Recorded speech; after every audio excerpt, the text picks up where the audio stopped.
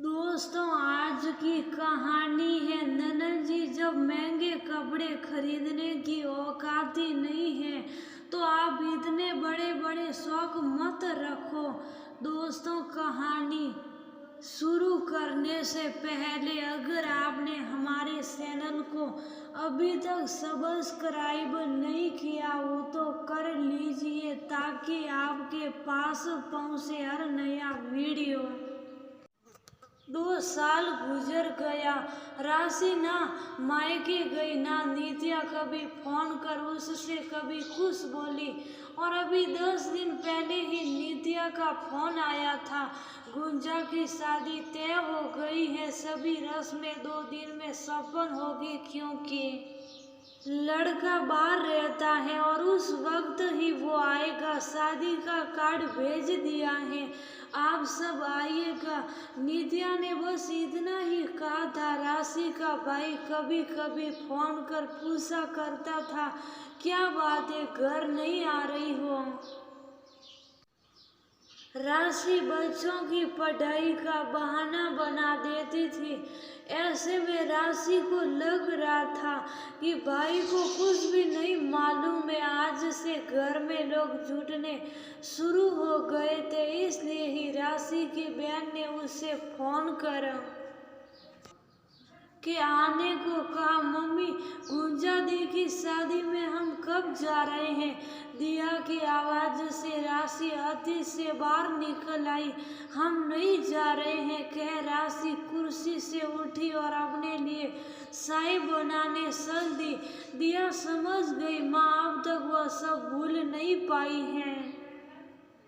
गुंजा ने ही मैसेज करके दिया से पूछा था कि वह लोग कब आ रहे। ऐसे में दिया ने गुंजा को बता दिया कि वह लोग नहीं आ रहे हैं। गुंजा को समझते देर नहीं लगी कि बुआ अब तक उस बात को भूल नहीं पाई है और अपनी गलती की वजह से उसने बुआ का मायका भी खत्म कर दिया है। गुंजा को आज बुआ का नहीं आना बहुत खल रहा था।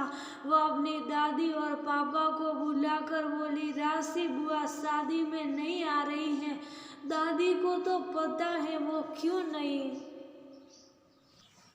आ रही है, पर पापा अब कुछ नहीं जानते। ये कहकर गुंजा ने वह सारी बातें अपने पापा से कह दी। माँ, तुमने भी जब तब यही कहा कि वह दिया और दिव्या की पढ़ाई की वजह से नहीं आ रही है और मैं मान जाता था।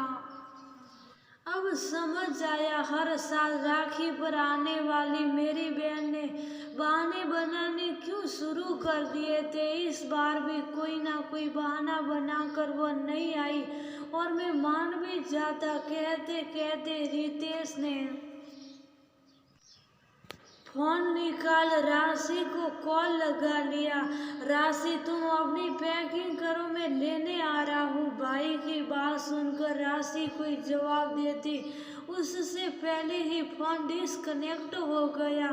पापा, मैं भी चलूंगी आपके साथ। बुआ का रिश्ता मेरी वजह से यहाँ से खत्म हुआ है और अब मुझे ही सामान के साथ उन्हें यहाँ लेकर आना होगा। गुंजा ने कहा, तू कैसे जा सकती है? 4 दिन बाद तेरी शादी है। सुमिता जी ने कहा, जाने दो माँ, 2.5 घंटे जाने और 2.5 घंटे आने में लगेंगे और 2 घंटे रूठी बहन को मनाने में हम जल्दी आ जाएंगे। और हाँ, नित्या मार्केट गई हुई है, उससे कुछ मत बताना हम कहाँ गए हैं, मैं आकर बात करूँगा उससे। रितेश कहकर बेटी के साथ निकल गया सफर तय करके। जब वो पहुंचे, राशि उन्हें देख फपक कर रो पड़ी। बुआ, इतनी बड़ी गलती हो गई मुझसे जो आप मेरी शादी में शामिल भी नहीं हो सकती। बुआ, भतीजी तो एक जान होती हैं। मुझे लगा था आप मेरा डर समझकर मुझे माफ कर दी होगी, पर आप अभी भी उन यादों को सजोए बैठी थी और मैं ये समझ ही नहीं पाई। आप सब अभी चलो हमारे साथ। गुंजा बुआ के गले लगकर रो पड़ी। पागल है तू राशि। नित्या की बात दिल पर लगाकर बैठ गई। वह तो कब का बोलकर भूल भी गई होगी अपनी भाभी की आदत जानते हुए भी। कहकर रितेश बहन को गले से लगा लिया। राशि की एक नस चली और वो बच्चों के साथ जाने की तैयारी करने लगी। तभी निकू जाग गए जो इन सब बातों से अनभिज्ञ थे। निकू जी आप भी साथ चलिए, मेरी बहन तो बच्चों की पढ़ाई है, परीक्षा है कहकर आने से मना कर रही थी, इसलिए हमें ही लेने आना पड़ा। रितेश ने कहा अभी मुश्किल होगा मेरा जाना, शादी वाले दिन पक्का पहुंच जाऊंगा। इसको आशीर्वाद देने गुंजा के सिर पर आशीर्वाद का हाथ रखते हुए निकुंज ने कहा। रितेश सबको लेकर जब घर पहुंचा, नित्या देखते ही दौड़ कर आई। अच्छा किया राशि तुम आ गई, मैं तो सोच रही थी कि रति का बेबी अभी छोटा है, वह बुआ की रस्मों को कैसे निभा सकेगी। राशि आलस्य से नित्या को देख रही थी। हे भगवान, मैं जिस बात को सालों से यादों में रख भूल रही थी और ये बोलकर भूल भी गई है। उफ, ये नित्या भी ना जब गुस्सा करती है, भगवान जाने क्या क्या बोल जाती है और बाद में सामान्य हो जाती, जैसे कुछ हुआ ही हो ना। राशि भी उन यादों को परे झटक कर लग गई। भतीजी की शादी में बेटा कह रही थी उसकी बात को इतना दिल पर ना ले, पर तू जिद पर अड़ी रही। देखा उसको लग रहा है क्या वह कभी कुछ बोली भी होगी। सुमिता जी राशि को सीने से लगाकर दुलार करते हुए बोली।